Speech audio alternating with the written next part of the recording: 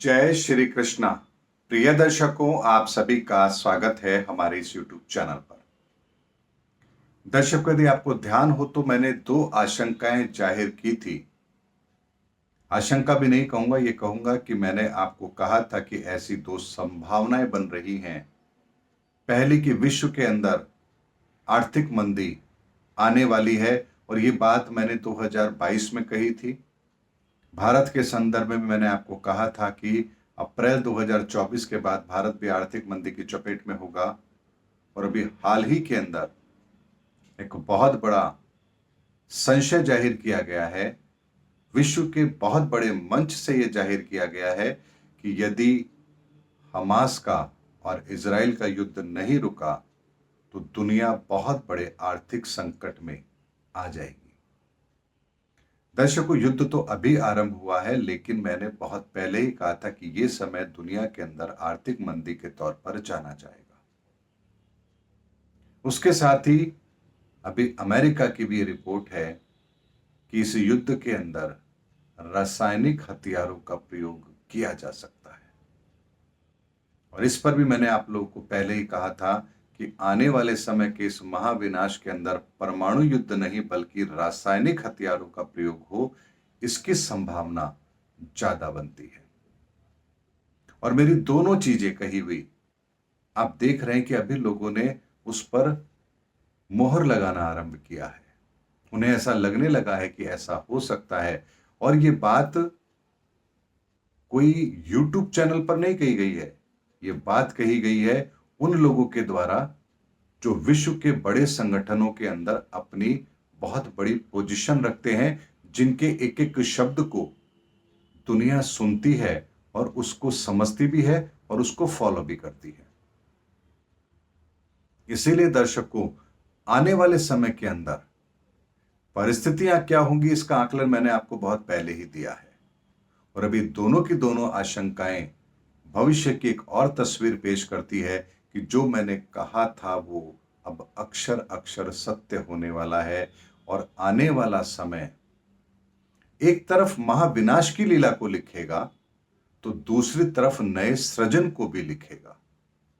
ऐसा कभी नहीं होता है कि खाली नुकसान ही नुकसान होगा, उसका कोई फायदा नहीं होगा। नुकसान भी होता है, फायदा भी होता है, अर्थात संहार भी होता है और सृजन भी होता है। जैसे उदाहरण के लिए मैं आपको एक बात बताता हूं।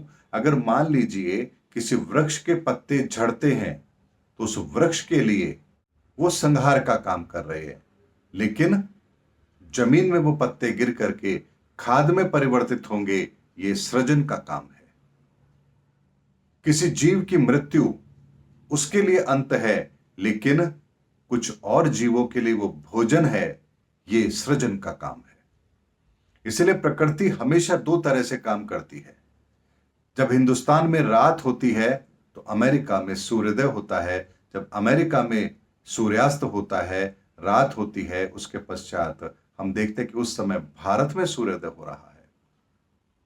यानी इस सृष्टि का नियम जो काम करता है वो इसी तरह से काम करता है कि सृजन और संहार दोनों साथ साथ चलते हैं। इसीलिए जहां दुनिया एक तरफ संहार की ओर बढ़ रही है तो वही इसके साथ में एक सृजन भी हो रहा है।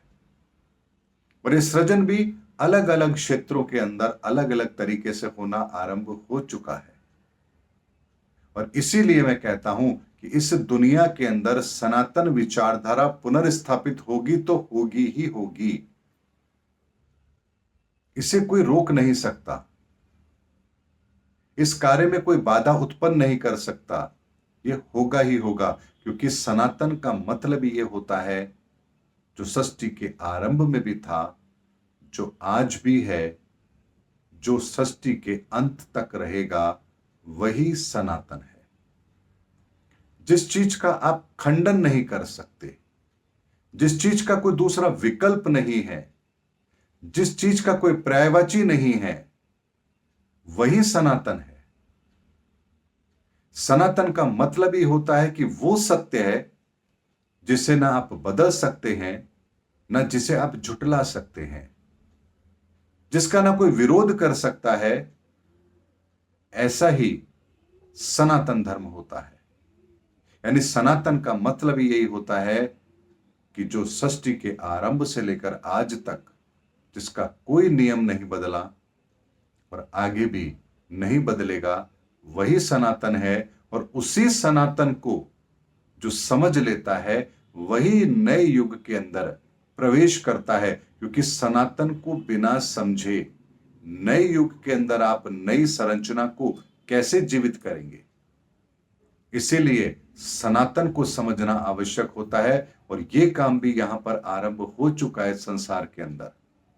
समय आने पर हम देखेंगे कि अलग अलग क्षेत्रों से अलग अलग तरह के वो प्रतिभाएं निकल करके आएंगी जो आने वाले समय के अंदर सनातन धर्म को, सनातन विचारधारा को अपने अपने क्षेत्र में स्टैब्लिश करेगी। वो धर्म के अंदर भी स्टैब्लिश होगा सनातन, वो हमारे जीवन में भी होगा, वो हमारे विज्ञान में भी होगा, वो हमारी भौगोलिक संरचनाओं में भी होगा, वो हमारी अर्थव्यवस्था में भी होगा, वो हमारी सामाजिक व्यवस्था में भी होगा, वो हमारी सोच में भी होगा। ऐसी नई व्यवस्था का जन्म ही सनातन धर्म की स्थापना कहलाएगी। इसीलिए दर्शकों, दोनों चीजें साथ साथ चल रही हैं। सनातन धर्म की स्थापना का कार्य भी चल रहा है, तो विनाश की लीला भी अपना काम कर रही है। इसलिए आने वाले समय के अंदर हम दोनों तरह के परिणामों को इस संसार में घटित होता हुआ देखेंगे। इसीलिए ये जो समय बचा है, छोटा सा समय है, 3 से 4 साल का समय बचा है, इस समय की गति इतनी तेज है कि अगर 24 घंटे लगातार हर क्षण भी यदि काम किया जाए तो भी यह समय कम है। इसीलिए उठिए, जागिए और अपने आप को नए परिवर्तन के लिए तैयार कीजिए। ये सृष्टि एक नए परिवर्तन के दौर से गुजर रही है और इसमें आपको विजयी बनना है। दर्शकों, आज की वीडियो में मैंने आपको दोनों चीजें कही हैं कि सृजन कैसे होगा और अंत कैसे होगा। अंत के बारे में तो मैंने आपको बहुत पहले ही बताया कि किस किस तरह से घटनाक्रम होगा, लेकिन सृजन भी कैसे होगा अब उसका भी बताने का वक्त आ गया है। इसीलिए आने वाले समय के अंदर आप सृजन के नए रूप को भी दुनिया के अंदर आते हुए देखेंगे और वो शुभ दिन भी अब दूर नहीं है।